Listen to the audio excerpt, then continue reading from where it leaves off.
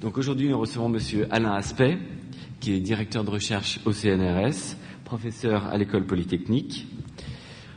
Il est expérimentateur en optique quantique et en physique atomique. Il est membre correspondant de l'Académie des sciences. Donc, ses études ont porté dès 1974 sur un travail expérimental sur les fondements de la mécanique quantique, connu sous le nom de test des inégalités de Bell.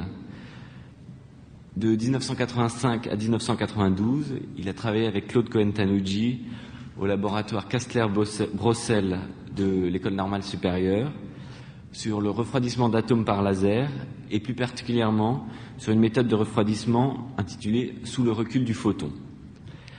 Actuellement, il travaille sur les lasers à atomes. Voilà, il a publié plus de 80 articles ainsi qu'un ouvrage paru chez Ellipse en 1998 et qui s'intitule « Introduction au laser et à l'optique quantique ». Voilà, c'est l'extrait de son cours à l'École Polytechnique. Je vous remercie et je lui laisse la parole.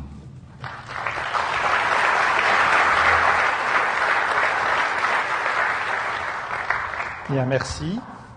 Donc aujourd'hui, je vais vous présenter quelques tests expérimentaux de la mécanique quantique et au-delà de toute cette couverture dont on a déjà parlé, je pense que dans les jours qui viennent, je vais mettre sur le site de mon groupe à l'Institut d'optique qui est http pas de www, directement atomoptique avec un c, .u-psud.fr. Je pense que je vais mettre 2 articles sur le sujet que je raconte aujourd'hui, des articles qui ont été publiés il y a une dizaine d'années dans le courrier du CNRS et qui sont difficiles à trouver. Donc je pense que je vais les scanner et les mettre là-dessus dès demain. Alors je vais vous parler donc des fondements de la mécanique quantique et de tests expérimentaux de la mécanique quantique. Vous savez tous que la mécanique quantique est une théorie qui a été élaborée au début du XXe siècle, entre 1900, Planck, et 1925, où on peut dire que la mécanique quantique telle que nous la connaissons aujourd'hui était déjà bien élaborée.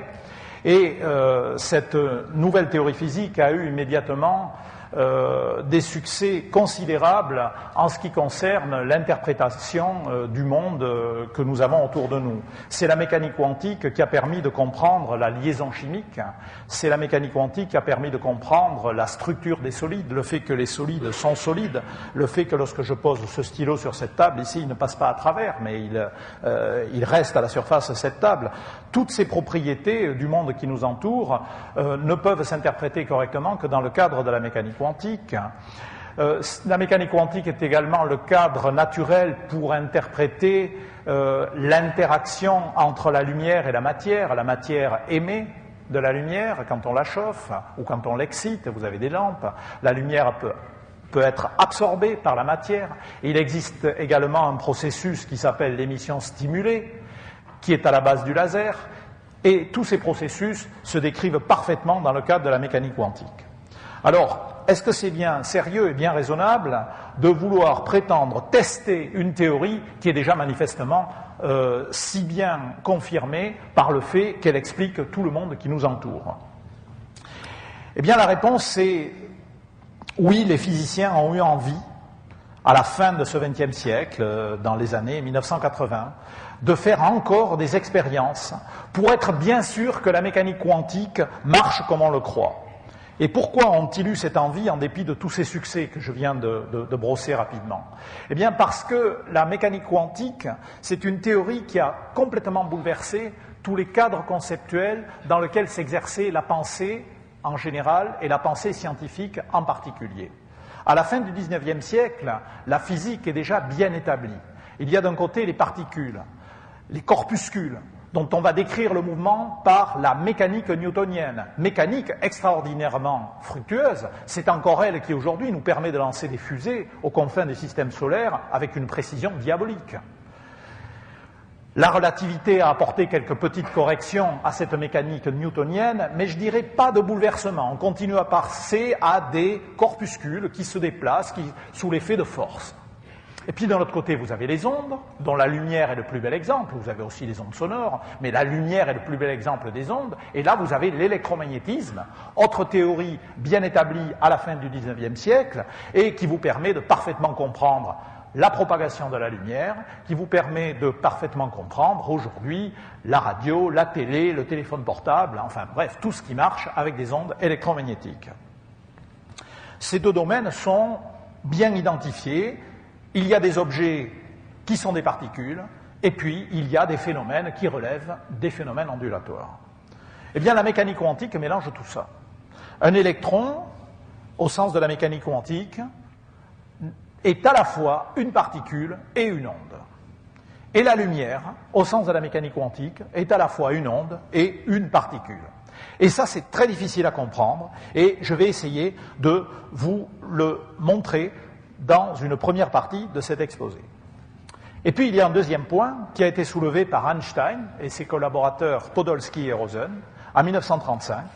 Einstein, Podolsky et Rosen ont découvert que la mécanique quantique prévoyait, dans certaines situations très rares, que deux particules pouvaient avoir des corrélations, j'essaierai d'expliquer ce mot plus tard, des corrélations absolument impossibles à comprendre dans le cadre conceptuel qu'on avait jusque-là. Et ça a été un long débat de savoir si ces corrélations prévues par la mécanique quantique, absolument bouleversantes, il me semble, pour un esprit habitué à des images traditionnelles, est-ce que ces corrélations, on peut ou non les observer dans la nature? Et ça, c'est ce qui a été l'objet des expériences qui ont été menées, je dirais, dans les 2 dernières décennies du XXe siècle. Donc je vais commencer d'abord par revenir sur quelque chose qui normalement est bien connu, mais pourtant je pense qu'on peut toujours y revenir, c'est toujours aussi étonnant, c'est la dualité onde-corpuscule. Et je vais vous décrire pour cela une expérience qui a été faite il y a une vingtaine d'années par un de mes étudiants, Philippe Grangier, alors qu'il faisait sa thèse d'État à l'Institut d'optique. Et dans cette expérience, nous avons envoyé de la lumière issue d'une source un peu particulière, c'était en cela que cette expérience était intéressante, je vais en dire un mot tout à l'heure, sur une lame séparatrice. Une lame séparatrice, c'est un morceau de verre qui transmet une partie de la lumière et qui réfléchit une partie de la lumière. Et dans un premier temps, ce que nous avons fait, c'est que nous avons mis 2 détecteurs derrière la lame séparatrice. Vous avez dans un faisceau transmis, un faisceau réfléchi, je mets un détecteur ici et je mets un détecteur là. Alors ces détecteurs sont un petit peu particuliers, ils sont extrêmement sensibles et il y a des électrons qui sont émis sous l'effet de la lumière et ces électrons, on peut les compter un par un. On dit qu'on fait une détection en comptage. On peut même dire en comptage de photons. Alors qu'est-ce qu'on observe? Eh bien on observe ici, vous avez des impulsions électriques et vous avez un compteur qui permet de compter les impulsions électriques. On en compte 1 million par seconde. Et puis, si la lame séparatrice a un coefficient de transmission de 50% et de réflexion de 50%, eh bien, vous avez le même flux lumineux d'un côté et de l'autre, dont vous comptez en moyenne 1 million par seconde ici et 1 million par seconde là. Jusque-là, absolument rien de bouleversant. Si vous vous représentez la lumière comme une onde, il n'y a pas de problème. Il y a ici un faisceau, une onde qui a une certaine intensité. Elle déclenche un certain taux de comptage. Vous avez ici une onde qui a la même intensité. Elle déclenche un autre taux de comptage. Là où les choses sont devenues un peu surprenantes, pas vraiment surprenantes, on s'y attendait, c'est qu'on a mis ici un compteur de coïncidence. Qu'est-ce qu'un compteur de coïncidence? C'est une espèce d'horloge extrêmement précise qui est capable de vous dire si 2 détections ont lieu exactement en même temps ou pas exactement en même temps. Alors vous allez me dire, que veut dire exactement? Eh bien ici, en l'occurrence, nous avions une résolution de 5 nanosecondes, 5 milliardièmes de seconde, et on pouvait dire que 2 détections avaient été faites avec un intervalle de temps plus petit que 5 nanosecondes. Dans ce cas-là, on enregistrait quelque chose ici. Si on avait une détection ici, à un certain instant, une détection là, un peu plus tard, avec un intervalle de temps plus long que 5 nanosecondes, alors on ne détectait rien au niveau des coïncidences. Alors si on a une vision ondulatoire de la lumière, on a ici un certain flux, on a ici des impulsions qui sont émises régulièrement, et puis ici on a un autre flux, des impulsions qui sont émises régulièrement, et il n'y a pas de raison pour que de temps en temps, par chance, mais on sait calculer la probabilité de cette chance, il n'y a pas de raison pour que de temps en temps, on n'ait pas une coïncidence entre les 2 coups. Il peut très bien arriver qu'une détection ici et là soit simultanée. Et on sait calculer quel est le taux de détection en coïncidence que l'on attend, si les choses se passent de cette façon, avec un flux régulier, indépendant d'un côté et de l'autre. Et ce que nous avons observé, avec une source très particulière que nous avions développée pour l'occasion, ce que nous avons observé, c'est qu'il n'y avait jamais aucune coïncidence ici. Autrement dit, on ne pouvait pas se représenter la lumière arrivant ici comme une espèce de flux qui se coupe en deux, et puis des détections en permanence ici, en permanence là, de telle sorte que de temps en temps, on a détecté des deux côtés. On était obligé de se représenter la lumière qui arrivait ici comme formée de grains, de photons, qui vont soit tout droit, soit sont réfléchis. Mais ils ne sont pas coupés en deux. Donc, les uns vont ici, les autres vont là, et ils sont bien séparés dans le temps. Nous avions développé cette source spécialement à cet effet. C'était ce que nous avons appelé une source de photons unique. Les photons sont émis un par un, de façon bien séparée dans le temps, et donc les photons soit vont tout droit, soit sont réfléchis, ils ne sont jamais coupés en deux. Et vous voyez qu'on est obligé de renoncer à l'image d'onde. Une onde, encore une fois, c'est quelque chose qui peut se couper en deux sans difficulté. Là, les photons, les grains de lumière, ne peuvent pas se couper. Soit ils vont tout droit, soit ils sont réfléchis. Donc, cette expérience nous a montré que la source particulière que nous avons construite émet de la lumière dont les propriétés apparaissent manifestement corpusculaires. Dans un deuxième temps, nous avons enlevé les compteurs qui étaient là et nous avons remplacé, tout en gardant la même source et la même lampe semi-réfléchissante, nous avons modifié l'appareil de la façon suivante. Nous avons rajouté 2 miroirs, un premier miroir ici, un deuxième miroir là, et recombiné les 2 faisceaux lumineux sur une deuxième lame semi-réfléchissante qui est ici. Ceux d'entre vous qui ont déjà vu un schéma d'interféromètre reconnaissent ici un interféromètre de Mach-Zehnder.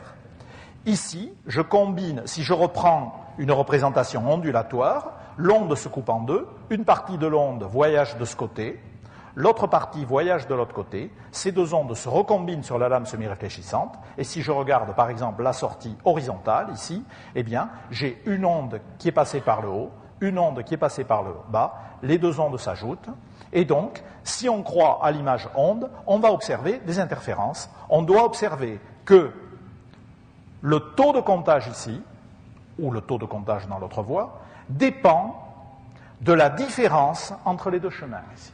Lorsque la différence entre les 2 chemins va être égale à exactement une longueur d'onde, les 2 ondes vont arriver en phase et je vais observer un signal. Si au contraire la différence entre les 2 voies est égale à une demi-longueur d'onde, les 2 ondes vont arriver en opposition de phase, elles se neutralisent, on a une interférence destructive et on n'observe rien. Nous avons fait l'expérience et voilà le résultat.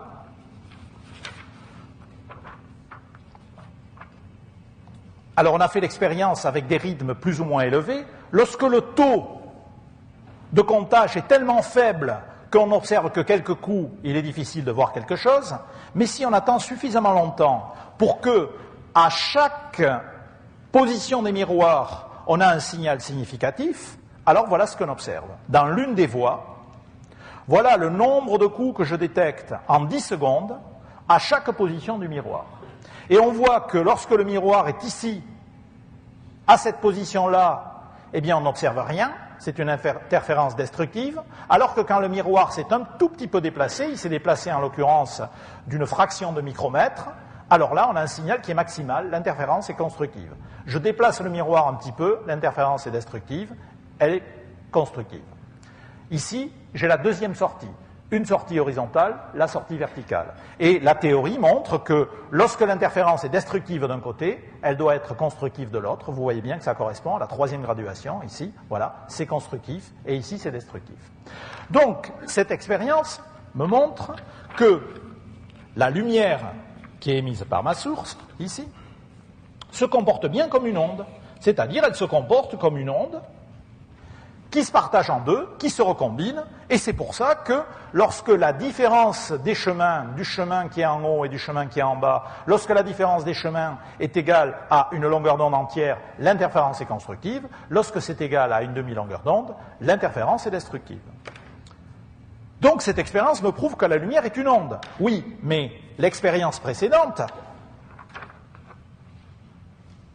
me disait qu'il y avait quelque chose qui allait soit en haut, soit en bas, mais jamais des 2 côtés à la fois. Eh bien, le problème de la dualité onde-corpuscule, il est là. Il est dans le fait que la même source et la même lame séparatrice, suivant que je mets cet appareil-là derrière, ou l'autre appareil, l'interféromètre, eh bien, dans un premier cas, on est conduit à se le représenter comme émettant des grains qui ne peuvent pas se couper en deux, des corpuscules, alors que dans le deuxième cas, on est conduit à se le représenter comme émettant une onde continue qui se coupe en deux et qui vient se recombiner et interférer. Le problème conceptuel que cela porte, c'est qu'on n'arrive pas à réconcilier les deux concepts. Une chose doit être une onde et se couper en deux, ou un corpuscule, aller soit d'un côté et de l'autre. Comment est-ce que ça peut être les deux à la fois? Eh bien, c'est l'un des problèmes de base de la mécanique quantique. Tout ce que je peux vous dire sur le sujet, c'est que je ne connais pas d'image raisonnable qui puisse rendre compte de cette chose-là. En revanche, le formalisme mathématique de la mécanique quantique, lui, est parfaitement capable de rendre compte des deux choses à la fois. Mais tout le problème, c'est que ce formalisme mathématique, on ne sait pas en faire d'image. Alors, si vous pensez que ces discussions sont un petit peu vaines, il faut quand même que vous réalisiez que ça a littéralement traumatisé les physiciens pendant la première moitié du siècle. Par exemple, quelques citations amusantes. Une lettre de 1913 pour soutenir la candidature d'Einstein, je crois, à l'Académie des sciences de Prusse ou quelque chose comme ça. Oui, j'ai bien peur qu'on ne puisse pas avoir mieux, mais bon. Donc voilà, messieurs Planck, Warburg, Nernst et Rubens, très grands savants, en 1913, veulent soutenir la candidature d'Einstein à l'Académie des sciences de Prusse. Je vous rappelle qu'Einstein a déjà fait des coups d'éclat. Et parmi les divers coups d'éclat, en 1905, il a émis l'idée que la lumière était formée de grains, de photons. C'est d'ailleurs ce qui lui vaudra le prix Nobel en 1921. Einstein n'a pas eu le prix Nobel pour la relativité, il l'a eu pour l'idée du photon. Et voilà ce qu'on nous dit. Ces messieurs nous disent: il n'y a pratiquement aucun des grands problèmes en physique moderne auxquels Einstein n'a pas apporté une contribution importante. Évidemment, quelque temps, il a raté le but. Par exemple, dans son hypothèse du quantum de lumière, c'est-à-dire du photon. Mais ça, on ne va pas vraiment le retenir contre lui. Parce qu'il n'est pas possible d'introduire des idées fondamentales nouvelles, des idées fondamentalement nouvelles, même dans les sciences les plus exactes, sans de temps en temps prendre un risque. Donc voilà, ces grands savants en 1913 disent, là vraiment avec le photon, Einstein s'est complètement trompé. Or il va avoir le prix Nobel pour ça, 8 ans plus tard. Donc voilà, ça vous donne une idée du traumatisme de ces gens face à l'idée de la dualité onde-corpuscule. Millikan qui en 1915 valide l'hypothèse du photon, et une trentaine d'années plus tard, Millikan raconte cette histoire.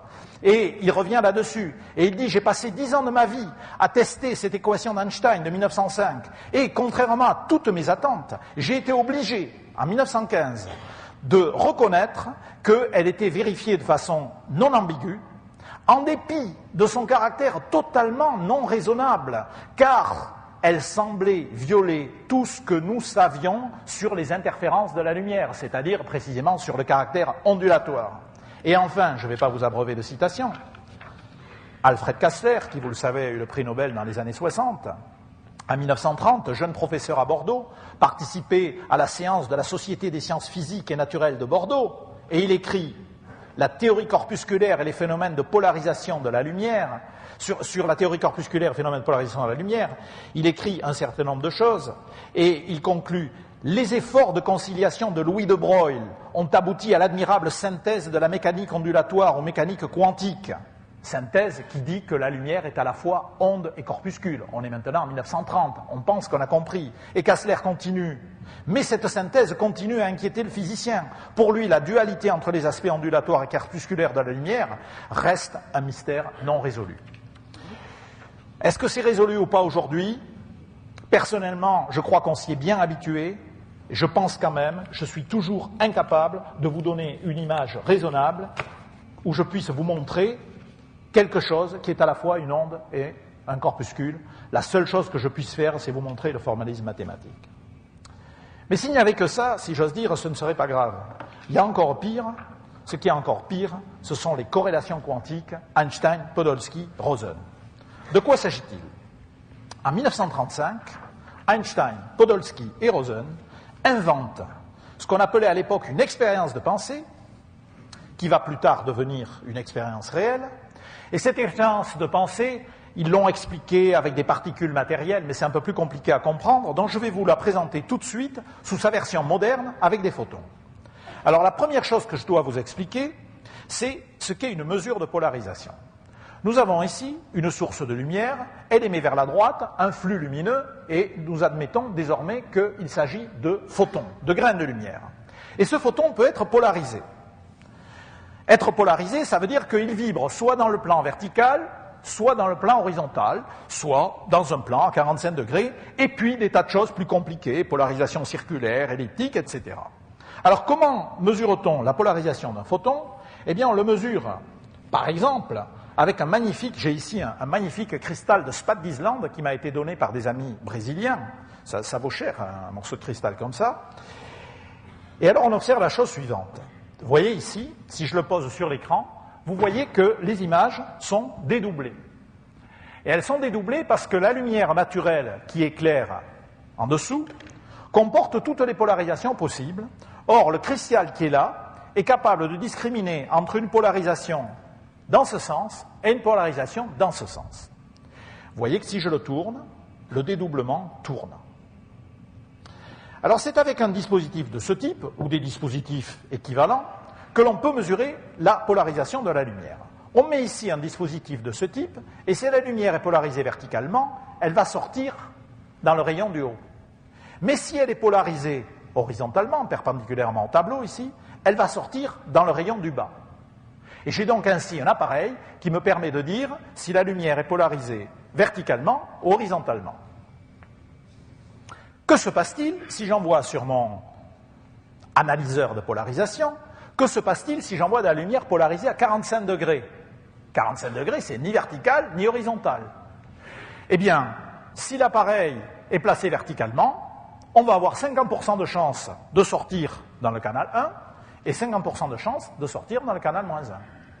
En revanche, si je le fais tourner, que je le mets à 45 degrés, je vais avoir 100% de chance de sortir dans le canal +1 et 0 de sortir dans l'autre. Et c'est ainsi qu'on fait des mesures de polarisation. Alors l'expérience d'Einstein, Podolsky et Rosen, elle est un peu plus compliquée. Il y a deux photons qui sont émis, et comme j'ai besoin de garder cette figure et que je veux passer d'autres transparents, je vais la dessiner au tableau. Donc la source qui est là au milieu, je redessine la figure qui est là-haut, dont je pense qu'on va éclairer le... Oui, ça va. La source qui est donc ici émet d'un côté des photons que j'appelle nu1 et je dessine volontairement bleu.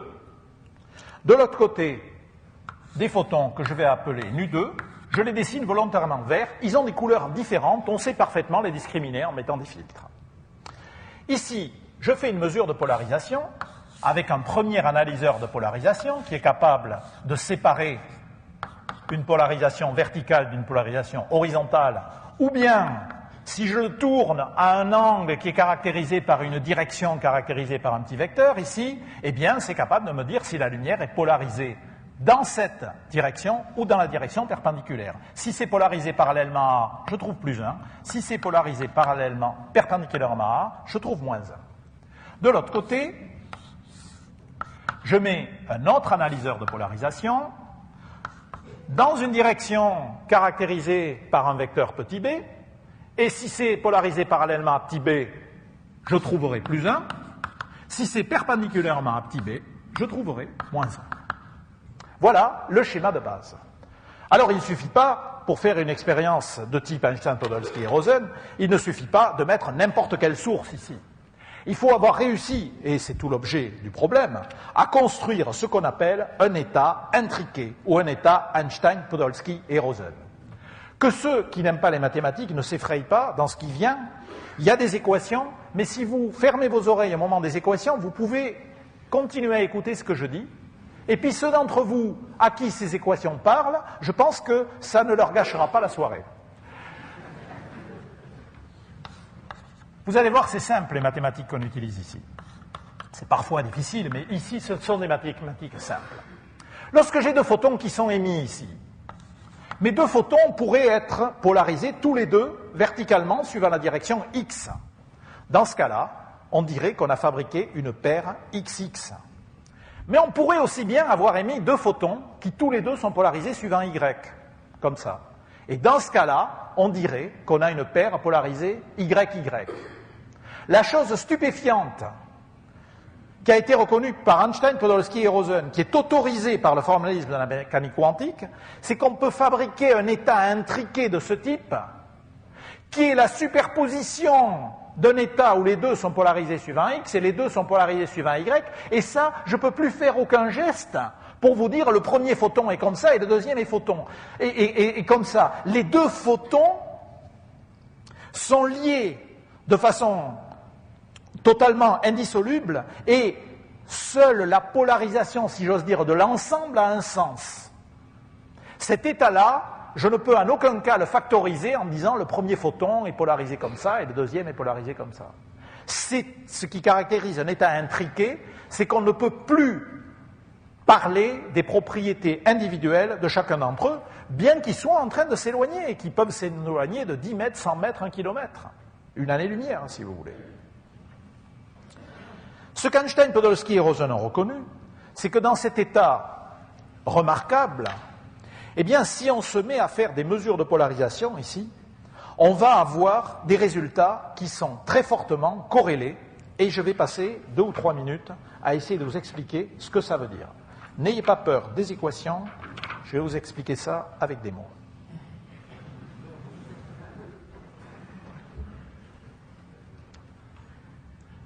À partir du moment où j'ai fabriqué un état du type Einstein, Podolsky et Rosen, la mécanique quantique me donne les moyens mathématiques de calculer les probabilités d'observer le premier photon dans le canal plus 1 ou dans le canal moins 1 et le deuxième photon dans le canal plus 1 ou moins 1.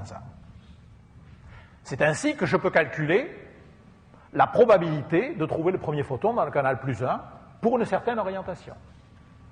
Et le résultat du calcul, qui est à la portée d'un étudiant, je dirais, de 3e année d'université, d'un étudiant de maîtrise de physique, est écrit ici. La probabilité de trouver le photon nu1 dans le canal plus 1 pour une orientation petit a, c'est-à-dire de lui trouver une polarisation suivant A, est égale à 50%. Et 50% de le trouver polarisé perpendiculairement à A, et ceci indépendamment de la valeur de A.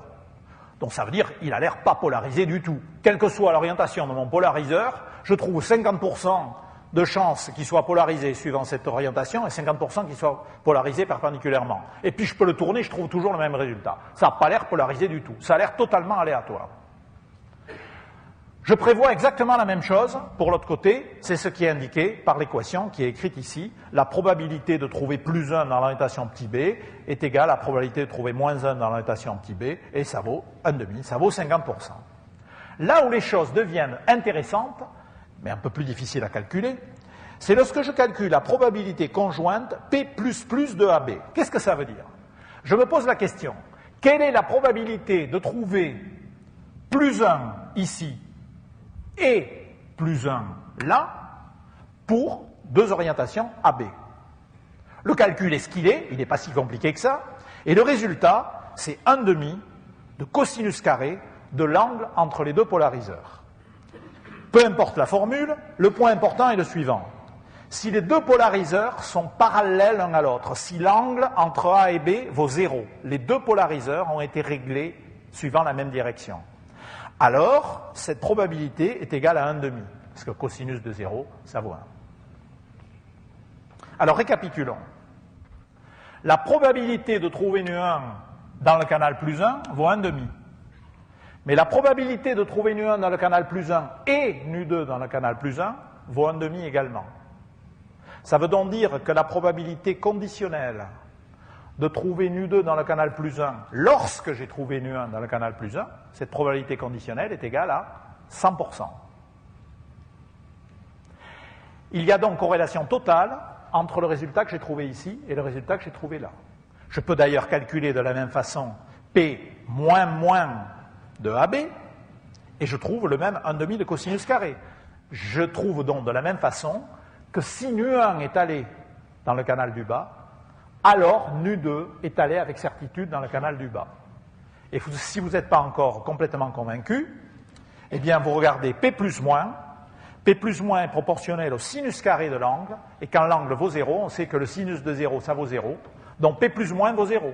C'est-à-dire que la probabilité de trouver plus 1 ici et moins 1 de l'autre côté est nul. Donc il y a forte corrélation entre les résultats de mesure des deux côtés. Je répète ce que ça veut dire. Ça veut dire que lorsque le photon mu1 arrive ici, apparemment c'est complètement aléatoire. Il y a 50% de chance de le trouver en haut, 50% de chance de le trouver en bas.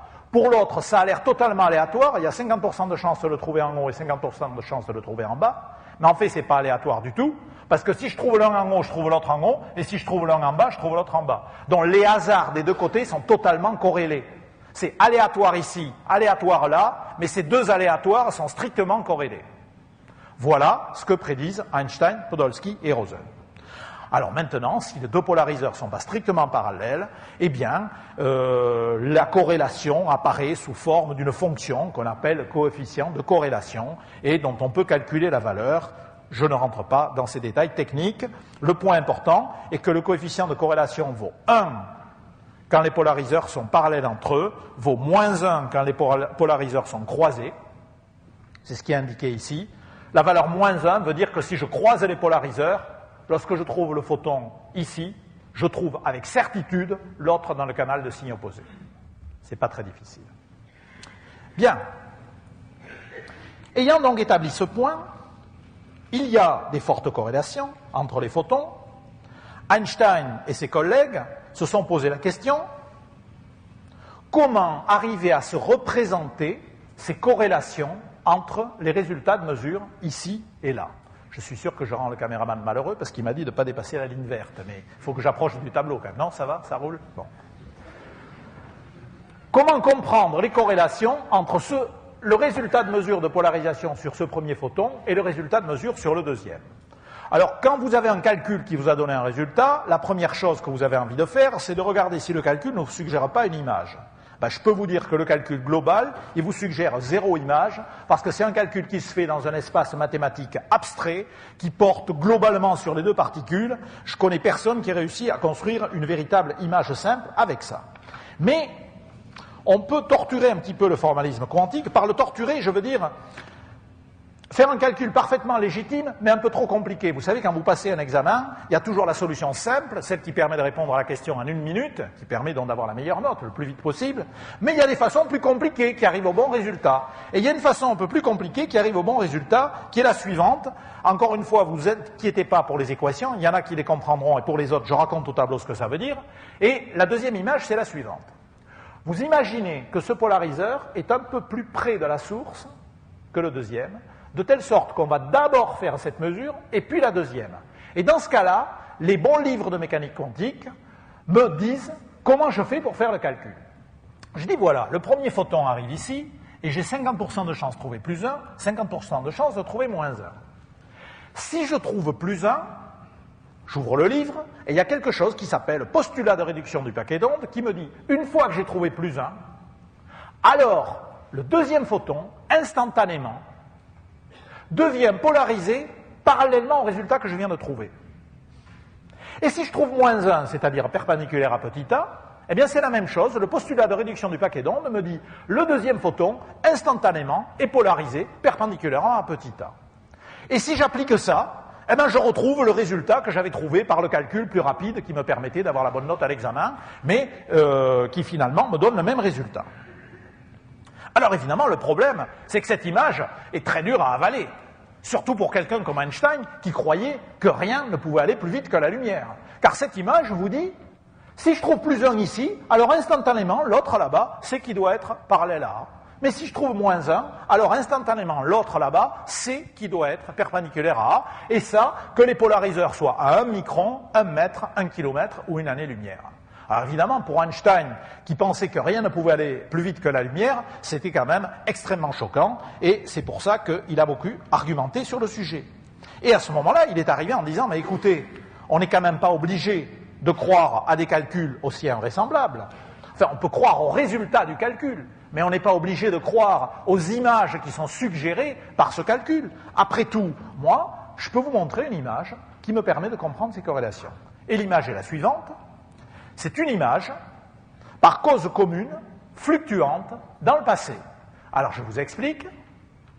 Imaginez que les deux photons sont émis avec deux polarisations parallèles suivant x. et que les deux polariseurs ici sont orientés suivant la même direction. On ne va pas être étonné de voir les deux photons sortir en or. Et puis si j'émets une deuxième paire de photons avec des polarisations perpendiculaires à l'axe X, suivant l'axe Y, et que les deux polariseurs sont toujours orientés comme ça, on ne va pas être étonné de voir les deux photons sortir vers le bas. Donc Einstein dit, écoutez, plutôt que de me raconter des histoires qu'au dernier moment, le photon, réduction du paquet d'ondes, etc., il n'y a qu'à imaginer que dès le début, les deux photons ont une propriété commune qui prédétermine le fait qu'ils vont sortir tous les deux en haut, ou qui prédétermine le fait qu'ils vont sortir tous les deux en bas. Et puis pour des situations plus compliquées, eh ben c'est un peu plus compliqué, mais ils ont un petit catalogue, un petit manuel d'instruction qui leur dit, vous là, cette paire-là, vous allez vous comporter comme ça. Alors pourquoi est-ce que Niels Bohr, qui était le grand contradicteur d'Einstein dans cette affaire-là, pourquoi est-ce que Niels Bohr n'était pas content? Niels Bohr n'était pas content parce que Niels Bohr pensait, avec de fortes raisons, Niels Bohr était un très très grand savant, Niels Bohr pensait que la mécanique quantique donnait la connaissance ultime des choses, c'est-à-dire qu'on ne pouvait pas imaginer avoir une connaissance plus complète, qu'il y avait des limites avec les relations d'Heisenberg et qu'il était impossible d'avoir une connaissance qui aille au-delà de ce qui était dans le formalisme quantique. Or, si vous acceptez l'image d'Einstein, vous complétez le formalisme quantique. Pourquoi? Dans le formalisme quantique, il y a une formule que j'avais écrite auparavant, qui était la description de cet état quantique. Ça s'écrivait quelque chose comme ça, hein, on disait psi égale 1 sur racine de 2, xx, plus y, y. Peu importe l'expression, le fait est que toutes les paires de photons sont décrites par le même état quantique. Or, si maintenant on se met à croire à l'interprétation d'Einstein, vous en avez certaines qui sont XX, d'autres qui sont YY, puis d'autres qui sont comme ça, et d'autres qui sont comme ça, et d'autres qui sont autrement. Donc vous introduisez une caractéristique supplémentaire qui vient différencier les diverses paires entre elles. Vous avez donc complété le formalisme de la mécanique quantique. Vous avez dit que caractériser la paire de photons par cet état, ce n'est pas suffisant. Il faut apporter une information en plus. Et ça, Niels Bohr croyait que c'était fondamentalement impossible. Einstein, lui, croyait que c'était possible. Et c'est le fameux débat de savoir si on a le droit ou pas d'introduire des paramètres supplémentaires, ce que certains ont appelé variables cachées. Et je dirais que Louis de Broglie, par exemple, était très partisan de ce genre de choses. Alors on en était là, je dirais, après la Deuxième Guerre mondiale, au début des années 50. Chacun campait sur ses positions. Et on pouvait imaginer que finalement, c'était un peu une affaire de goût. Parce qu'Einstein ne remettait pas en cause le résultat du calcul. Einstein croyait que la mécanique quantique donnait le bon résultat. Mais ce que Einstein ne croyait pas, c'est que ceci constituait la description ultime de ces paires de photons. Il pensait qu'il y avait une réalité physique sous-jacente, un peu plus fine que ça, et qu'il fallait trouver le bon formalisme pour la décrire. Mais enfin, tout ça apparaissait un peu comme des débats, je dirais, épistémologiques, mais sans grande conséquence pour la physique. Et puis en 1965, est arrivé sur la scène un très grand physicien, malheureusement disparu aujourd'hui, qui s'appelle John Bell, un physicien irlandais qui travaillait au CERN à Genève, et qui a pris au sérieux les idées d'Einstein. Et il a pris au sérieux les idées d'Einstein en disant, eh bien, d'accord, quelques équations, mais encore une fois, écoutez les sous-titres, oraux, si j'ose dire, écoutez le commentaire oral. Il a dit, voilà, lorsqu'une paire de photons est émise, j'admets qu'il possède des caractéristiques supplémentaires que j'appelle collectivement lambda, et je ne précise pas quel est l'objet mathématique qui est caractérisé par ce paramètre lambda. Lorsqu'une paire de photons est émise avec ce paramètre lambda, eh bien, il existe une fonction grand A qui me dit avec certitude si je vais trouver plus 1 ou moins 1 lorsque j'aurai mis ce polariseur dans l'orientation A. C'est la fonction grand A qui est écrite là-haut. Et puis, il va exister une fonction grand B qui va me dire avec certitude si le photon nu2 caractérisé par lambda va sortir dans plus 1 ou dans moins 1. Par ailleurs, il est clair que pour décrire cette expérience, il faut que j'introduise quelque part un caractère aléatoire, puisque je sais bien que de temps en temps je trouve plus 1, de temps en temps je trouve moins 1, donc il y a un caractère aléatoire à mettre. Eh bien, qu'à cela ne tienne, on imagine qu'il y a un processus aléatoire au départ dans la source qui détermine le fait que la paire va partir avec un paramètre lambda ou un paramètre lambda prime ou un paramètre lambda seconde. Il y a donc une espèce de processus aléatoire qui fait que les paires partent avec tel ou tel paramètre supplémentaire, et donc je peux parfaitement caractériser ce processus dans la source par une densité de probabilité. Ceux qui ont fait un peu de probabilité savent que ce n'est pas particulièrement difficile, c'est une fonction positive, normée, ce n'est pas particulièrement difficile.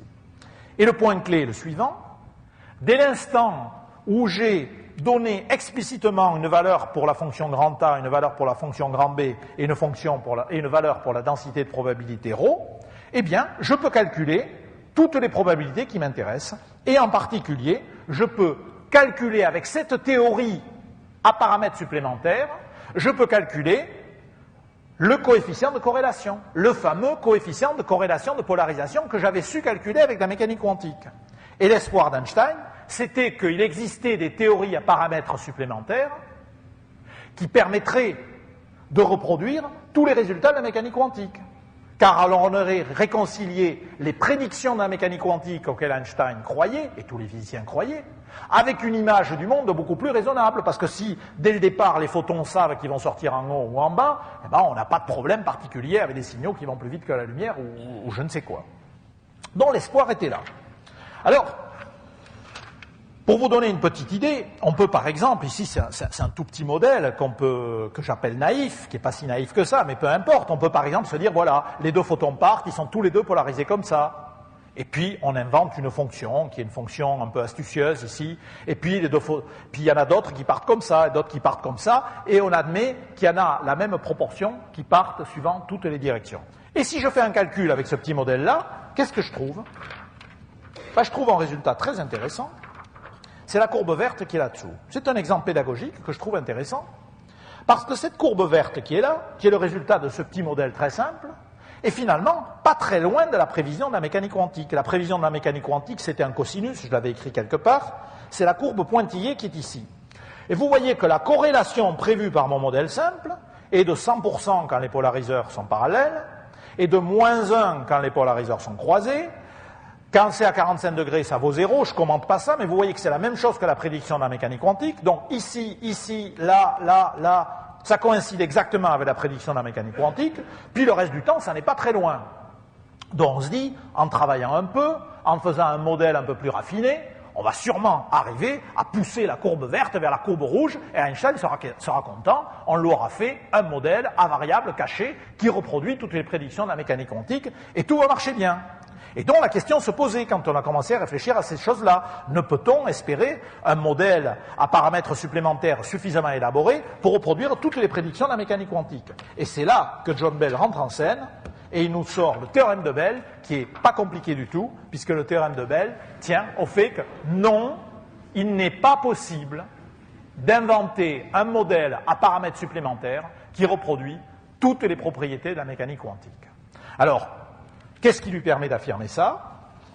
Eh bien, il y a une petite démonstration mathématique qui ne dépasse pas le niveau de seconde ou première, mais que je ne vous ferai pas quand même parce que ça prendrait un peu de temps, et qui démontre qu'il existe une certaine quantité grand S qui doit nécessairement être comprise entre -2 et +2 si vous avez une théorie à paramètres supplémentaires. Alors, cette quantité grand S, c'est une combinaison de 4 coefficients de corrélation construits de la façon suivante. Vous prenez 2 directions pour le premier polariseur, A ou A'. Puis vous prenez 2 directions pour le deuxième polariseur, B ou B'.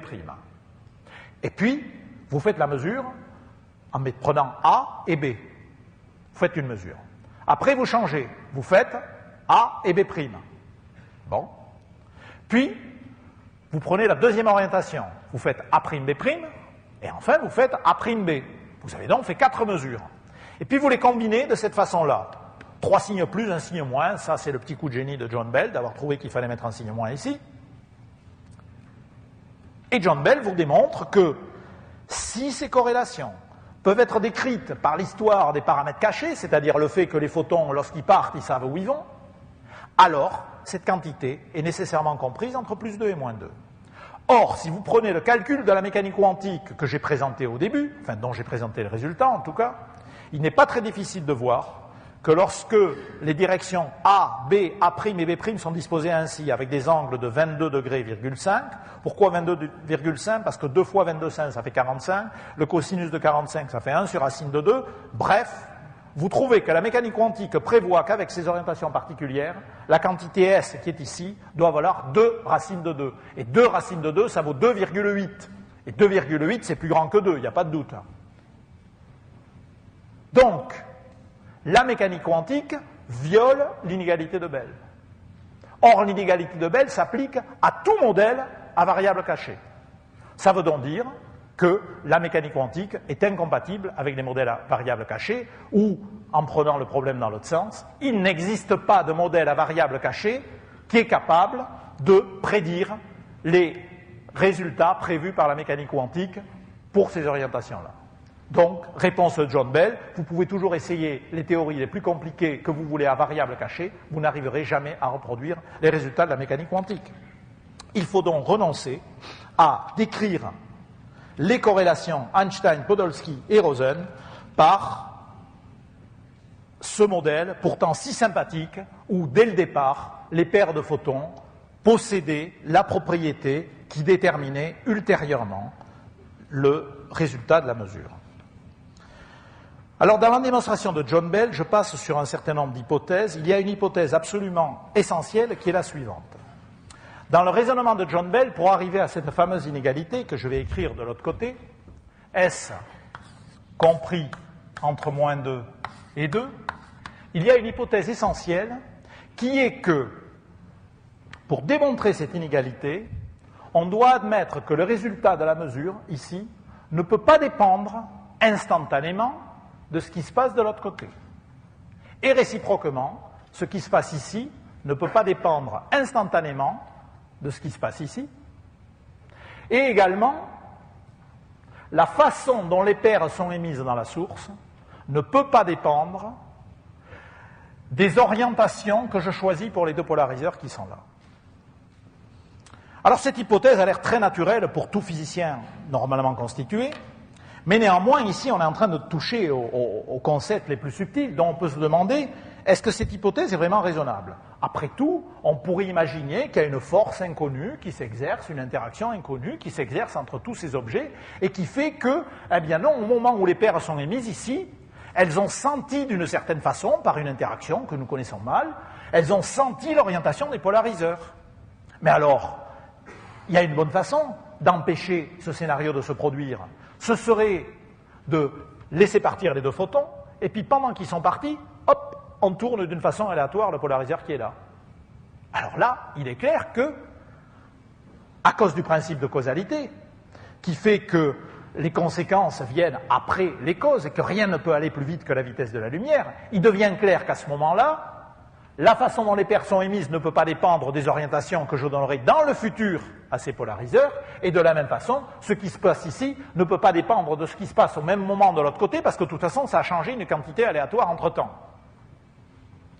Donc ça, ce serait l'expérience idéale, ce serait une expérience dans laquelle on tournerait les polariseurs à toute vitesse, de façon à empêcher toute possibilité de communication. Et donc, pour conclure, avant de passer aux expériences, je voudrais résumer le théorème de Bell en disant que certaines prédictions de la mécanique quantique, il n'y en a pas beaucoup dans les situations de type Einstein, Podolsky, Rosen, certaines prédictions de la mécanique quantique ne peuvent pas être simulées par un modèle classique raisonnable dans l'esprit des idées défendues par Einstein, et j'ai invoqué Einstein deux fois, une fois pour introduire les paramètres cachés, le fait que les propriétés étaient partagées dès le départ par les photons, et une deuxième fois pour dire que si les côtés sont indépendants, c'est à cause de la théorie de relativité d'Einstein, à condition que je tourne assez vite les polariseurs.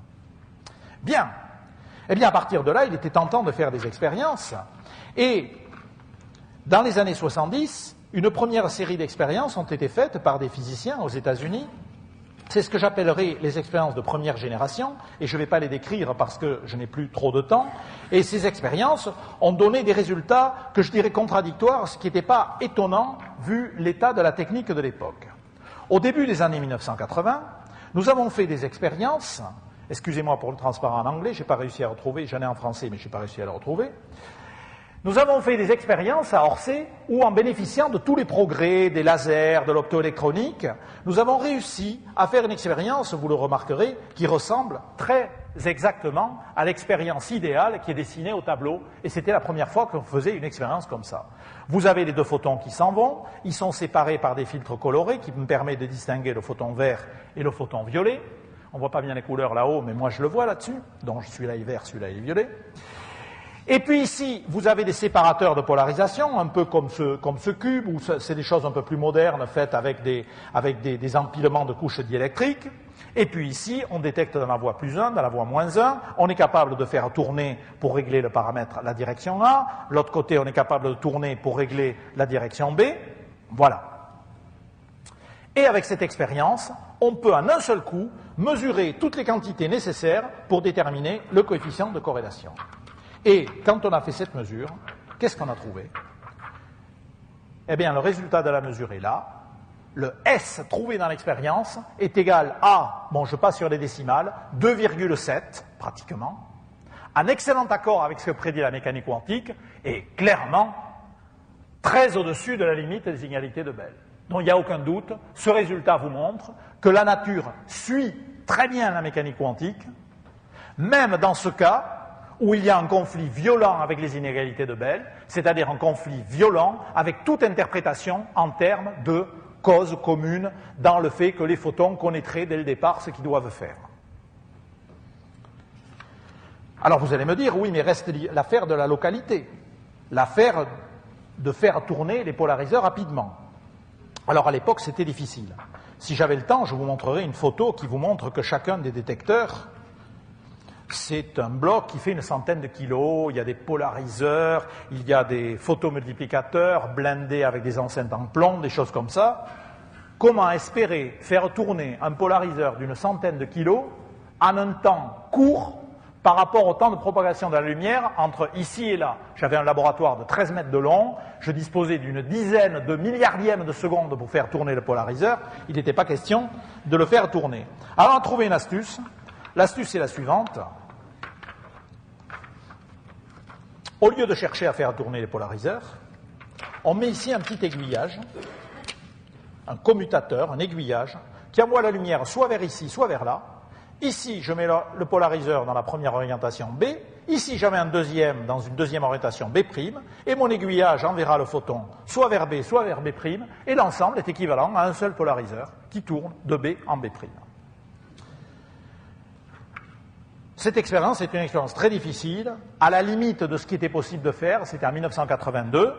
Néanmoins, les résultats ont été sans ambiguïté en faveur de la mécanique quantique et ont clairement violé les inégalités de Bell, c'est-à-dire que même dans cette situation où on interdit aux deux bouts de l'expérience de se parler et où on interdit à la source de dépendre de ce qui se passera plus tard, eh bien, il n'y a pas de doute, il faut croire à la mécanique quantique et renoncer à cette image pourtant si agréable, qui était une image dans laquelle on pouvait bien comprendre les corrélations, parce que, eh bien, elles étaient prédéterminées dès le départ.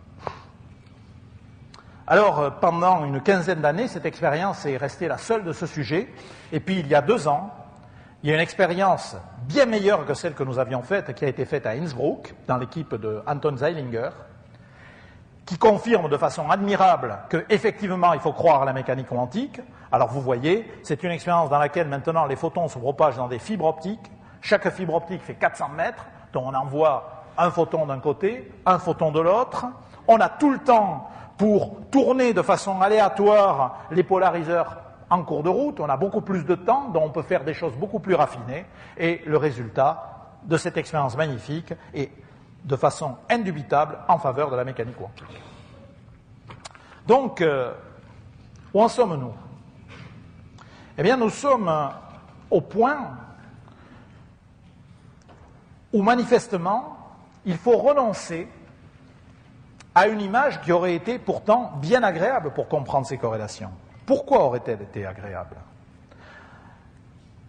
Je pense que aucun d'entre nous n'a de doute, lorsqu'on observe une corrélation entre 2 événements dans le monde qui nous entoure, et à condition d'avoir l'esprit un tant soit peu rationnel, aucun d'entre nous n'a de doute sur le fait que ces corrélations, on leur cherche une cause en termes de propriétés communes. Par exemple, lorsque des médecins observent que des jumeaux vrais ont la même maladie systématiquement ou ne l'ont pas systématiquement, autrement dit, si un des jumeaux l'a et l'autre a cette maladie, mais si un des jumeaux n'a pas cette maladie, alors l'autre jumeau n'a pas cette maladie.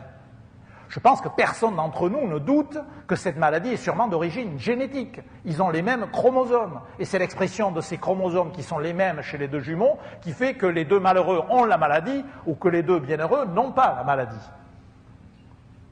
Et c'est une image de ce type qui avait été envisagée par Einstein. Einstein disait, si le comportement du photon de ce côté et le comportement du photon de l'autre sont si corrélés, c'est parce qu'ils sont jumeaux. C'est parce que dès le départ, ils possédaient une propriété. Eh bien, il faut renoncer à cette idée à la lumière des expériences qui ont été faites ici. Alors, qu'est-ce qu'on peut faire? Qu'est-ce qu'on peut conclure à partir de là? Eh bien, Einstein ne connaissait pas les résultats de cette expérience. Mais Einstein avait dit qu'il aurait beaucoup de mal à croire,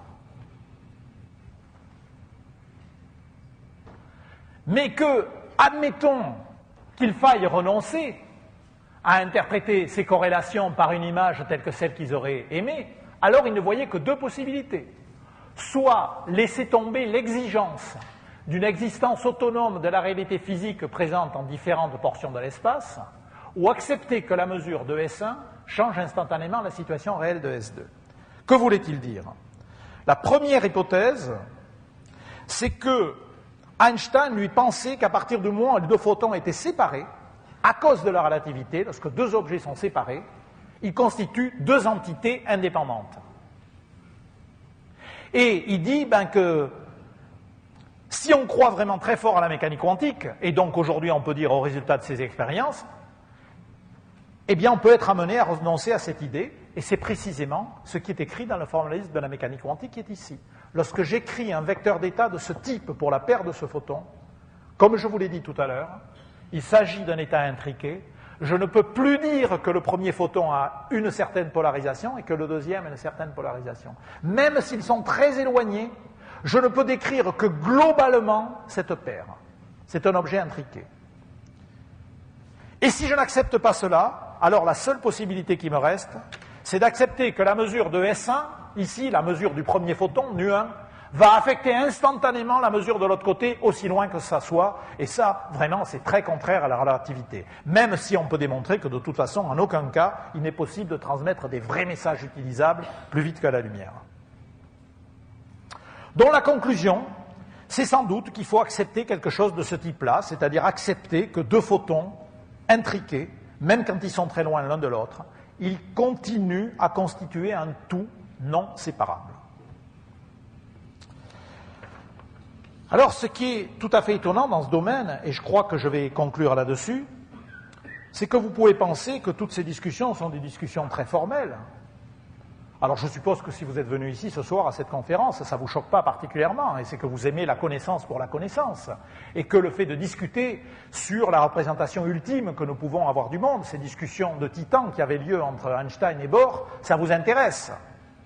Mais ce qui est tout à fait stupéfiant, c'est que dans les 20 dernières années, en réfléchissant à ces discussions et en allant jusqu'à monter des expériences pour résoudre le débat, eh bien finalement, les physiciens en sont venus non seulement à résoudre le débat, à mettre en évidence ces propriétés extraordinaires prévues par la mécanique quantique, à montrer qu'elles existent vraiment dans le monde que nous connaissons, mais d'un seul coup, eh bien un certain nombre de ces physiciens ont eu l'idée que ces propriétés pourraient être utilisées pour des applications auxquelles on n'avait jamais pensé. J'en dis un tout petit mot, et ce sera l'objet d'autres conférences, la cryptographie quantique. La cryptographie quantique, le fait qu'on peut aujourd'hui envoyer de l'information en étant certain qu'aucun espion n'a pu l'intercepter. Ce sont les propriétés même de la mécanique quantique qui vous permettent de dire oui, il y avait un espion sur la ligne, ou non, il n'y avait pas d'espion sur la ligne. La téléportation quantique, qui est quelque chose, qui est un mot utilisé à tort et à travers, mais qui est quand même quelque chose de fascinant dans la mesure où ça permet de transporter l'état quantique d'un objet, un vecteur d'état tel que celui-ci, eh bien on peut le transporter à distance Et ça, c'est quelque chose auquel on n'aurait même pas rêvé il y a une vingtaine d'années, donc c'est quelque chose qui excite surtout les physiciens. C'est très difficile à expliquer ce que c'est. Le problème de la décohérence, dont Serge Haroche a dû parler hier, et des chats de Schrödinger. La question est la suivante. À partir de quel moment un état intriqué comme celui-ci évolue-t-il sous l'effet de l'interaction avec les perturbations de l'environnement, de telle sorte que les deux objets retrouvent leur individualité? C'est un problème auquel on sait mal répondre et auquel les gens comme Serge Haroche essaient de répondre. Et si on arrive à résoudre ce problème, eh bien on peut rêver à des ordinateurs quantiques qui auraient des puissances de calcul extraordinairement plus grandes que celles des ordinateurs de ce jour, mais ceci est une autre histoire et sera l'objet d'une autre conférence, et je vais donc m'arrêter ici.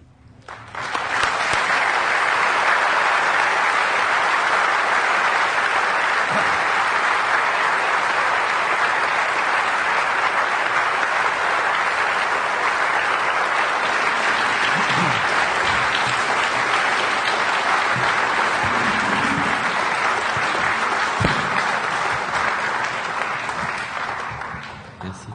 Des micros circulent dans la salle. Si vous souhaitez poser des questions, il y a un micro là, un là-haut. Oui.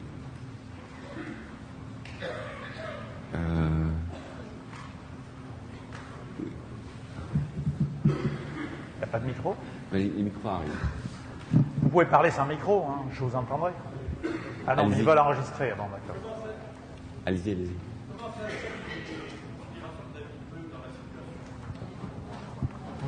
Donnez le micro, monsieur. Comment s'insèrent les considérations de David Bohm dans la situation David Bohm, lorsqu'il a élaboré sa théorie, ne connaissait pas le théorème de Bell, et ce n'est que plus tard qu'on a réalisé que les théories à variables cachées de Bohm sont non locales. Autrement dit, les théories de Bohm sont des théories à variables cachées qui permettent de reproduire la mécanique quantique, mais elles sont non locales, c'est-à-dire que ce sont des théories qui sont telles que lorsque je fais quelque chose ici, ça a un effet instantané à l'autre bout de l'univers, ce qui est justement ce que nous voulions éviter. Donc elles ne répondent pas à la question. Vous avez dit que dans les conditions EPR, deux photons forment un tout non séparable. Oui. Ce qui est vrai pour les photons est-il vrai pour d'autres corpuscules? Alors c'est tout l'objet de ces recherches sur la décohérence. Il y a une hypothèse qui est très raisonnable, qui est que dès que les objets deviennent un petit peu plus gros, eh bien cette intrication disparaît très vite par les couplages avec l'environnement.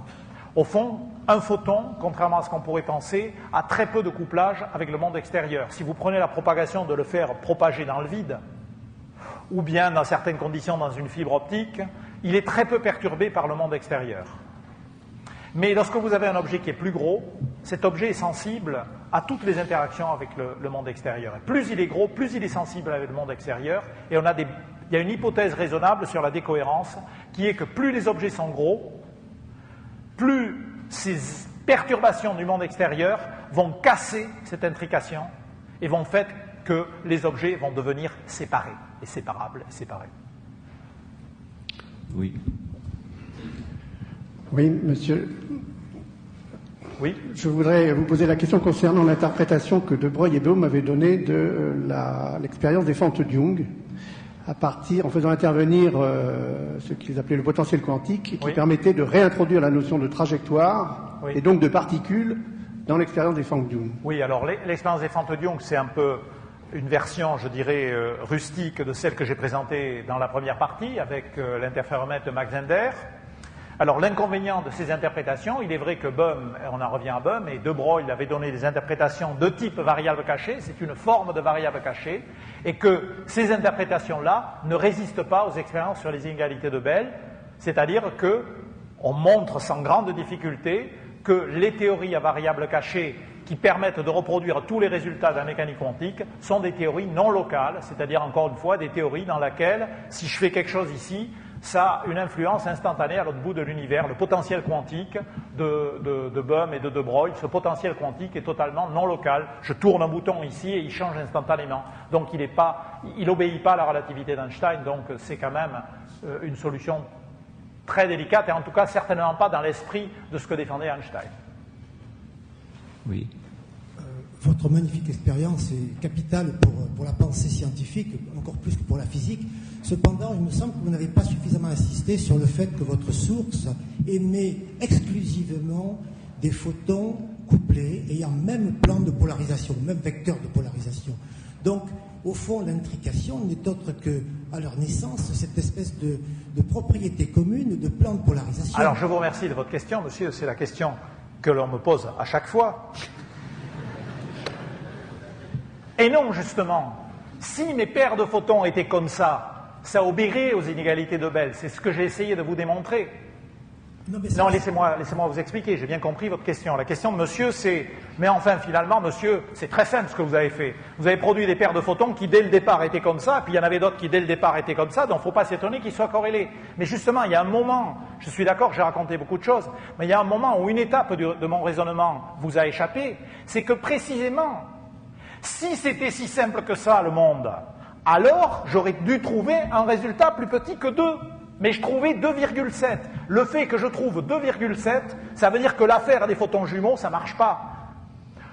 Les corrélations des maladies génétiques des jumeaux, elles obéissent toutes aux inégalités de Bell. Le modèle que vous avez en tête, il obéit aux inégalités de Bell. Mais ma source, elle est plus rusée que ça. Elle produit des paires de photons, ils ne sont pas émis comme ça. Ils sont émis dans cet état-là, et pour cet état-là, je ne peux pas faire de geste, et moi non plus. La seule chose que nous pouvons faire, c'est écrire une équation. C'est ça toute la beauté du problème et toute la profondeur de ce problème. J'ai fait d'autres expériences dans lesquelles j'émettais des paires où les deux photons étaient émis comme ça, les deux comme ça, les deux comme ça. Il y avait une certaine corrélation, mais cette corrélation n'était pas suffisante pour dépasser la limite de 2. Dans notre source, ça dépassait 2, et le fait que ça dépasse 2, je ne peux vous faire aucune image et vous non plus. Vous pourriez modifier votre expérience en introduisant une rotation du plan de polarisation sur un des trajets. À ce moment-là, les résultats deviendront incohérents. Eh bien, à ce moment-là, on trouve quelque chose qui est en accord avec les inégalités de Bell et on n'a plus aucun problème. Je veux dire, des résultats qui donnent quelque chose en accord avec les inégalités de Bell, ça court le monde. La plupart du monde qui nous entoure donne des corrélations. Par exemple, le fait que le temps soit à peu près le même à Paris et à, je ne sais pas moi, mettons à Tours, il n'est pas si différent, hein, on est à peu près sur les mêmes influences, voilà des corrélations. Ou le fait que la bourse de Paris fluctue à peu près comme la bourse de New York, il y a aussi des corrélations, que celle de Tokyo fluctue comme celle de New York. Toutes ces corrélations-là sont assez fortes, en général quand l'une monte, l'autre monte, etc. Aucune de ces corrélations ne viole les inégalités de Bell. Les maladies génétiques entre jumeaux vrais ne violent pas les inégalités de Bell. Ce qui est extraordinaire, c'est de violer les inégalités de Bell. Si vous me demandez de perturber mon expérience pour ne pas violer les inégalités de Bell, mais c'est pas difficile. Il suffit de faire n'importe quelle saleté sur la manip et ça va ne plus violer les inégalités de Bell. Mais Bell a bien précisé que les deux appareils de mesure devaient être indépendants. Oui. Vous l'avez précisé vous-même d'ailleurs. Oui. Or, ce parallélisme des vecteurs de polarisation, en fait, crée un couplage. C'est un couplage par la polarisation. Mais non, monsieur, il n'y a pas de polarisation. Et c'est ce que, je suis désolé, je ne peux pas aller au-delà. Lorsque j'ai fabriqué un état comme ceci, il n'y a pas de polarisation. Vous êtes dans un schéma de pensée classique, et dans le schéma de pensée classique, on ne peut pas dépasser 2. Dès l'instant où vous parlez de vecteurs de polarisation des photons, on est dans le schéma classique, on ne peut pas dépasser 2. Ici, on est dans le schéma de pensée quantique, il n'y a plus de polarisation pour le photon. Le photon 1, il a à la fois X et Y. Le photon 2 est à la fois X et Y.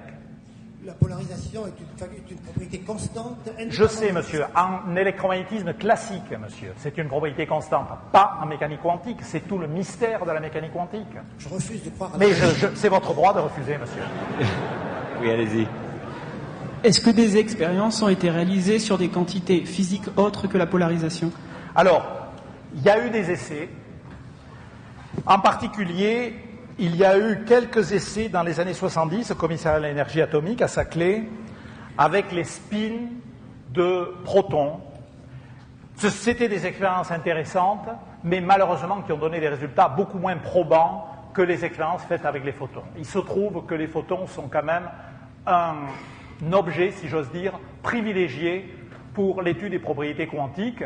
D'ailleurs, 1905, l'effet photoélectrique d'Einstein, c'était le photon. Et je crois que chaque fois qu'on a été aux frontières de la mécanique quantique, eh bien, on s'est aperçu que le photon était, ou la lumière, je dirais de façon plus générale, je suis opticien, j'aime la lumière, que la lumière est toujours l'objet qui se prête le mieux à la mise en évidence la plus pure et la plus parfaite de ses propriétés quantiques. Alors il y a actuellement quelques projets d'expérience dans lesquels on regarderait le spin d'atomes produit par des désintégrations moléculaires, et jusqu'à présent rien de probant. Bonjour. Bonjour. Vous venez d'affirmer que je vous crois bien sûr, que les équations les inégalités de Bell sont locales, globales, alors que les équations d'Einstein sont locales. Donc je voudrais savoir comment vous pouvez affirmer par ailleurs qu'on ne peut pas en déduire des inégalités de Bell qu'il y a des particules supraluminiques, c'est-à-dire dont la vitesse est supérieure à la lumière, alors que donc d'une part on a une propriété globale, alors que les équations d'Einstein sont elles locales. Bon, je ne sais pas vraiment ce que j'ai dit sur local et global, mais en revanche, j'ai effectivement dit que dans une expérience comme ça, même si il existe des façons de l'interpréter en disant que lorsque je fais une mesure ici, tout se passe comme si quelque chose changeait instantanément de l'autre côté, je ne peux pourtant pas m'en servir pour envoyer une information utilisable plus vite que la lumière. C'est la seule chose que j'ai dite. Je n'ai pas dit autre chose que ça. Alors d'abord, qu'est-ce que c'est une information utilisable? Une information utilisable, c'est, je ne sais pas, dans le monde actuel où on s'intéresse beaucoup à la bourse, certains en tout cas, c'est vendez toutes mes actions Eurotunnel ou... c'est pas moi. Ça, c'est une... Ou bien c'est, j'appuie sur un bouton et il y a de lampe qui s'allume chez moi ou mon climatiseur se met en route, que sais-je moi. Donc une information utilisable, c'est une information qui va vraiment permettre à quelqu'un de prendre une décision. Et la raison pour laquelle on ne peut pas... D'abord, il y a des démonstrations mathématiques du fait que, dont nous sommes bien d'accord, ce que ces expériences ont prouvé, c'est que la mécanique quantique a raison. Donc j'utilise maintenant la mécanique quantique pour faire mes calculs. Alors la mécanique quantique a raison, et la mécanique quantique suggère, si je tiens absolument à mes images de variables cachées, alors la mécanique quantique suggère que quand je fais une mesure ici, il y a peut-être quelque chose qui se passe instantanément là-bas. Bon. Est-ce que ce quelque chose qui se passe instantanément là-bas, je peux m'en servir pour passer une vraie information utilisable? La réponse est non. Et je vous en donne une petite explication avec les mains. On pourrait faire une démonstration mathématique. Je pourrais me dire, en changeant brutalement l'orientation de ce polariseur ici, mon comparse, ou mon banquier qui est là-bas, va observer une modification dans les signaux et en conclure que je veux acheter ou vendre telle ou telle action. Eh bien, il n'en est rien, parce que je vous rappelle que les résultats initiaux que j'avais écrits sur un transparent étaient que les probabilités simples pour ce photon de sortir dans le canal plus 1 ou de sortir dans le canal moins 1 sont égales. C'est-à-dire que quelqu'un qui se concentre sur l'observation de ce qu'il voit ici ne voit jamais aucun changement. Il y a 50% de chances de sortir en haut et 50% de chances de sortir en bas. Alors, qu'est-ce qui change lorsque je tourne mon polariseur ici? Ce qui change, c'est la corrélation entre les deux bouts. Or, comment le monsieur qui est ici peut-il avoir une connaissance du changement de la corrélation? En comparant ses propres résultats aux résultats qui ont été obtenus de l'autre côté. Il faut que donc quelqu'un qui est là observe le résultat, prenne son téléphone et lui communique le résultat, et alors en comparant le résultat qui est ici au résultat qui est de l'autre côté, il pourra savoir que l'orientation a changé. Seulement, il y a un vrai téléphone qui, lui, ne va pas plus vite que la vitesse de la lumière qui est dans le jeu. C'est la même chose pour la téléportation quantique. Dans la téléportation quantique, il y a quelque chose qui a l'air d'aller plus vite que la lumière, mais pour aller jusqu'au bout de la téléportation, il faut aussi envoyer un signal par un canal normal, classique. Non, ce que je voulais dire, c'est que le problème des inégalités de Bell, c'est qu'elles étaient globales. C'est-à-dire qu'on peut avoir des informations... Oui, d'accord, mais j'ai profité de votre question pour expliquer ce point qui me semble important. Mais j'ai une question juste, suffisamment précise, j'espère. C'est-à-dire que les inégalités de Bell sont valables globalement, c'est-à-dire sur une variété exactement comme il faut. Donc ça veut dire qu'on peut avoir des propriétés locales qui ne s'appliquent pas globalement. Ce que je veux dire, c'est une évidence. Donc ce que je veux dire, c'est que on peut avoir très bien quelque chose qui est valable ici est valable ailleurs globalement, sans que localement il y ait une quelconque corrélation entre deux événements. Donc ce que je veux dire, c'est comment ça fait que les inégalités de Bell qui sont globales, excuse-moi, puissent s'appliquer dans un modèle einsteinien où les équations einsteiniennes sont locales.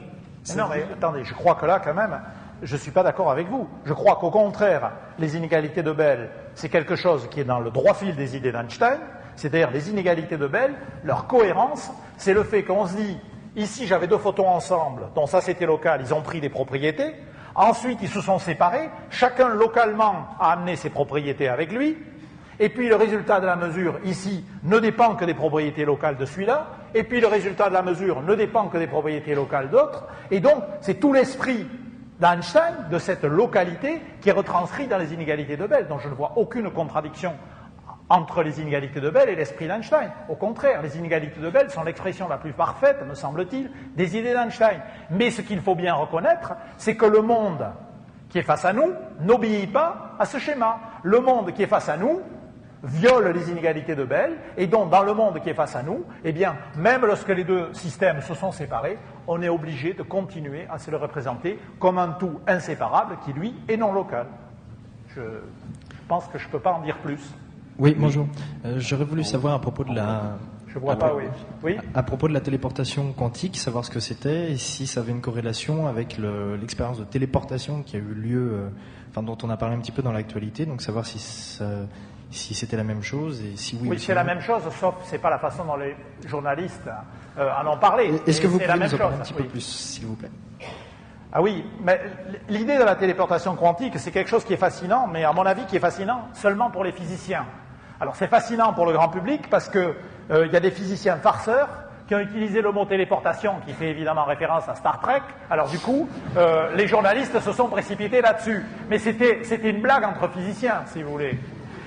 Alors, qu'est-ce qui est fascinant pour le physicien? Je vais essayer de vous l'expliquer. Quand vous avez un système quantique, on le décrit par une fonction d'onde ou un vecteur d'état psi, qui est un objet mathématique. Et un des postulats de base, un des fondements de la mécanique quantique, c'est que cette fonction d'onde ne peut jamais être connue complètement. Autrement dit, si je vous donne un objet là devant, il est certainement décrit par un état quantique psi, mais quelle que soit la mesure que vous ferez sur cet objet, vous ne pourrez connaître qu'une partie de l'information de psi. Si vous imaginez par exemple que c'est un vecteur à 3 dimensions, psi, on peut prendre cette image, eh bien, vous ne pouvez connaître qu'une composante ou deux composantes, mais jamais les trois à la fois. Bon. C'est comme ça, c'est les limitations de la mesure quantique. Mais ce qu'il y a d'extraordinaire dans la téléportation quantique, c'est que j'ai un objet ici, A, qui est caractérisé par une fonction de psi. La téléportation quantique, c'est une opération qui me permet de perturber totalement l'état qui est ici, ce qui fait qu'après mon opération, l'objet qui est ici ne sera plus dans l'état psi, mais j'en aurai un autre, identique, B, ici, qui aura acquis exactement les mêmes propriétés quantiques, à mon insu, c'est-à-dire que moi, je n'aurais pas pu savoir ce qui s'est passé au passage. Je ne connaîtrai toujours pas la fonction d'onde psi, mais en revanche, je serai certain que celle qui était ici n'est plus ici, elle est là. Et ça peut présenter un certain nombre d'intérêts pour des applications. Par exemple, si j'ai pu le transférer dans un endroit où je dispose d'un appareil pour mesurer certaines quantités qui m'intéressent, c'est peut-être intéressant d'avoir réussi à le transférer là-bas. Mais ce qui fascine le physicien, c'est que cette quantité qu'ils ne savent pas mesurer avec certitude, ils sont capables de la déplacer, de la téléporter avec certitude. Excusez-moi. Oui. Est-ce que le problème de se connaître ces différents paramètres a un rapport avec le principe d'Heisenberg? Celui-ci a un rapport avec le principe d'incertitude de Heisenberg. C'est-à-dire que le fait, lorsque je vous dis qu'il n'est pas possible de connaître la totalité de l'état quantique psi, c'est un petit peu équivalent à ce que dit le principe d'Heisenberg quand il vous dit « je ne peux pas connaître avec une précision infinie la position et la vitesse d'une particule ». Donc ça a à voir avec ça. Je ne pense pas que ça ait vraiment à voir avec le problème des corrélations Einstein, Podolsky et Rosen. Je pense que le problème des états intriqués des corrélations Einstein, Podolsky et Rosen, c'est quelque chose qui est d'un degré de difficulté conceptuelle qui va au-delà de la question des relations d'incertitude Heisenberg. Les relations d'incertitude Heisenberg s'appliquent à un objet unique, un électron unique, un photon unique, un système unique. Les corrélations Einstein, Podolsky, Rosen, c'est vraiment deux objets séparés et qui pourtant en constituent un seul. C'est d'un degré de difficulté conceptuelle, me semble-t-il, beaucoup plus délicat. Monsieur? Oui, non, s'il vous plaît. Bonsoir. Bonsoir. Non, c'est... J'ai écouté votre... Excusez-moi, Non, ce que je voulais dire, c'est que vous n'avez pas dit que von Neumann avait fait des raisonnements faux qui croyaient avoir démontré que la position d'Einstein était fausse. Le mérite de John Bell, c'est d'avoir démontré que ce raisonnement de von Neumann était faux. Je ne sais pas où est le monsieur qui me dit ça, mais je vais répondre à cette question. Non, c'est pas von Neumann. Von Neumann avait, je crois, cru démontrer que le raisonnement d'Einstein était faux, et John Bell a montré que le raisonnement de von Neumann était faux, je crois. Et il a fait une autre théorie où il compliquait le raisonnement de von Neumann. Est-ce que je dis des choses de fausses, là? Pas du tout, monsieur. Mais là, on rentre dans des détails techniques, mais je veux bien commenter pour les gens qui sont là. C'est tout à fait vrai ce que vous dites. Ce qui est assez intéressant, mais je dirais que c'est intéressant seulement pour l'histoire des sciences, c'est qu'effectivement, von Neumann avait d'abord pensé, démontré que les variables cachées étaient impossibles. Et John Bell, analysant en détail le raisonnement de von Neumann, a trouvé que ce raisonnement était faux. Et John Bell, lui, était vraiment dans la ligne de pensée einsteinienne. Donc, John Bell était... J'ai connu personnellement John Bell, et j'en ai souvent parlé avec lui. John Bell était ravi quand il a trouvé que le raisonnement de von Neumann était faux, parce qu'il disait, enfin, on va avoir le droit de faire des modèles à variables cachées, ce qui est quand même plus facile à avaler que la mécanique quantique pure et dure de Niels Bohr. Mais, en même temps qu'il avait fait cette réflexion pour démolir le raisonnement de von Neumann, eh bien, il s'est aperçu qu'il était lui-même capable de faire un nouveau raisonnement qui, de nouveau, invalidait les modèles à variables cachées. Et comme John Bell était un scientifique parfaitement intègre, eh bien, il a porté à la connaissance publique le résultat de ses travaux qui le désolaient. Alors, l'impression que je me pose, c'est que j'ai l'impression, je suis un macrophysicien, je ne suis pas un microphysicien, et j'aborde mes domaines d'incompétence. Mais j'ai l'impression que les raisonnements statistiques de John Bell portent sur des mélanges statistiques et ils ne posent pas sur des superpositions quantiques. Et si on faisait intervenir des probabilités de superposition quantique, on doit avoir des probabilités négatives parce que le nombre de cas possibles est supérieur au nombre de cas possibles qu'il imagine. Donc, à mon humble avis, il y a un repliement de probabilités qui fait qu'il y a des probabilités négatives. Tout à fait, nous sommes bien d'accord. On rentre encore une fois dans un débat technique. Nous sommes bien d'accord, mais les probabilités négatives est quelque chose tout aussi difficile à avaler que la non-séparabilité ou que les signaux qui se propagent plus vite que la lumière. Parce qu'enfin, moi, quand je suis dans mon laboratoire, j'ai enregistré un certain nombre d'événements.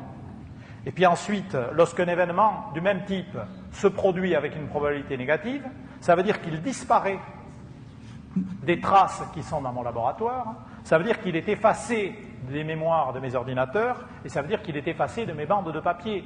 Donc pour moi, si on me dit, mais monsieur, je vous offre une interprétation en termes de probabilité négative, c'est pas beaucoup plus satisfaisant qu'une interprétation où il y a des choses qui vont plus vite que la lumière.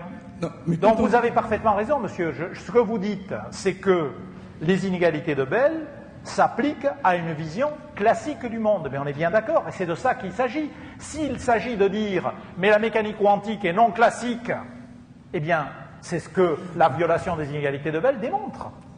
Oui, mais je pense que, parce que c'est une superposition d'un côté négatif. Quand j'ai un déterminant, j'ai un volume d'un parallélépipède qui est négatif. On peut dire, physiquement parlant, un volume négatif, c'est absurde. Bon, eh bien, les déterminants, ça n'arrive pas des absurdités, mais ils donnent des volumes négatifs. Quand je fais l'effet tunnel, j'ai de l'énergie négative. Il n'y a rien d'absurde. Bon, est-ce qu'on ne peut pas, physiquement, comprendre le sens des probabilités négatives en raisonnant sur des superpositions quantiques au lieu de raisonner sur des mélanges statistiques? Monsieur, moi, non. Moi, je suis obligé, bien sûr, je crois à la mécanique quantique parce que j'ai fait ces expériences et que je vois leurs résultats, mais je n'ai pas réussi à construire une image simple sur ces expériences. Tout ce que je peux dire, c'est que le résultat de ces expériences est en parfait accord avec ce que je calcule par la mécanique quantique, avec ceci qui effectivement n'est pas une superposition statistique, mais c'est une superposition cohérente. Je constate que le monde fonctionne comme ça, et je constate que je n'ai à ma disposition aucune image basée sur ce qui constitue l'essentiel de notre expérience macroscopique, qui me permettent de mimer, de simuler ce qui est prévu dans ces expériences, et c'est de ça qu'il s'agit. Si on estime que ceci n'est pas un problème, et que, au fond, le fait qu'on ait un formalisme mathématique, même un formalisme mathématique qui s'exerce dans des espaces abstraits, et que du moment que ce formalisme mathématique reproduit tous les résultats des expériences, et c'est parfaitement légitime comme position, il n'y a plus aucun enjeu. L'enjeu, c'est de savoir si on peut, en dessous, bâtir une image avec des images habituelles ou non. La réponse est non. Les probabilités négatives, ce ne sont pas des images habituelles. Parce qu'encore une fois, moi, toutes les théories à probabilité négative que j'ai vues, je suis obligé d'admettre que de temps en temps, il y a des événements qui sont effacés de mes mémoires d'ordinateur. Et ça, je ne comprends pas ce que ça veut dire. Je vous remercie.